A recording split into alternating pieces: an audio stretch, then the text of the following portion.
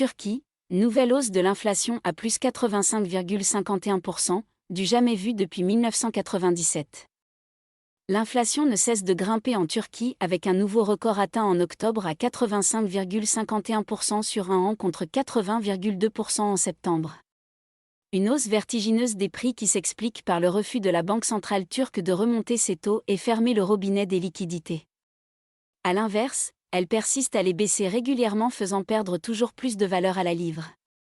Tous les mois, le scénario se répète. En Turquie, l'augmentation des prix à la consommation poursuit une hausse constante depuis le début du XXIe siècle. En octobre, l'inflation a atteint un nouveau record à 85,51% sur un an au mois d'octobre, contre 80,2% en septembre. Elle n'avait jamais été aussi haute depuis l'année 1997 quand elle culminait à 85,67%, selon les données officielles publiées ce jeudi. Si le chiffre officiel semble déjà très haut, il pourrait être sous-estimé.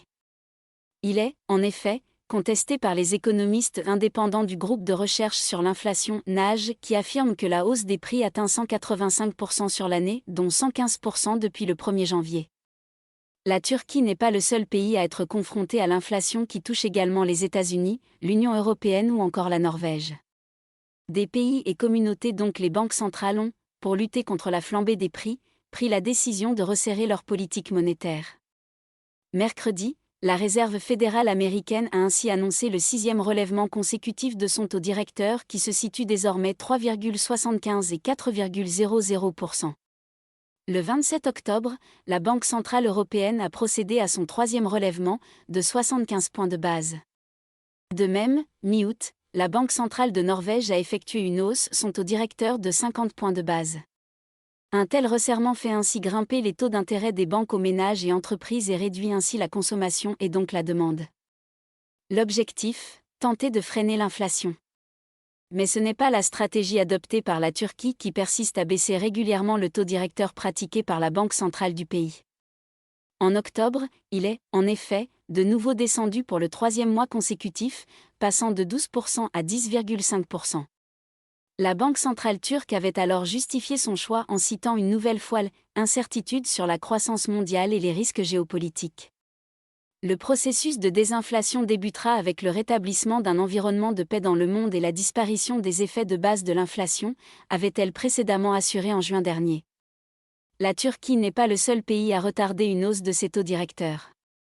Au Japon aussi, la Banque centrale BOJ persiste à maintenir une politique ultra-accommodante, caractérisée par son taux négatif de 0,1% sur les dépôts des banques auprès d'elle pour les inciter à prêter davantage et ses achats illimités d'obligations publiques japonaises pour plafonner leur rendement à 10 ans à 0,25%. Le pays connaît pourtant, lui aussi, une inflation qui s'accélère même si, à 3%, elle reste bien inférieure aux niveaux atteints en Turquie ou au sein de la zone euro, le 19 pays à avoir adopté la monnaie unique où elle culminait en octobre à 10,7% sur un an. Elle s'éloigne toutefois de l'objectif fixé par la BOJ de 2%. Mais cette dernière estime que les conditions ne sont pas encore réunies pour un resserrement monétaire au Japon et craint qu'une hausse des taux ne fragilise la reprise de la croissance du pays, largement pénalisée par la lutte contre l'épidémie de Covid-19. Car, en influant à la baisse sur la demande, une politique monétaire plus stricte a également pour effet de pénaliser la croissance économique pouvant entraîner une récession. C'est notamment le risque qui plane sur la zone euro. Il ne s'agit plus de savoir si nous allons entrer en récession, mais de savoir de quelle sévérité sera cette récession. Une récession cet hiver en zone euro est imminente, ont ainsi prévenu les analystes du cabinet Oxford Economics.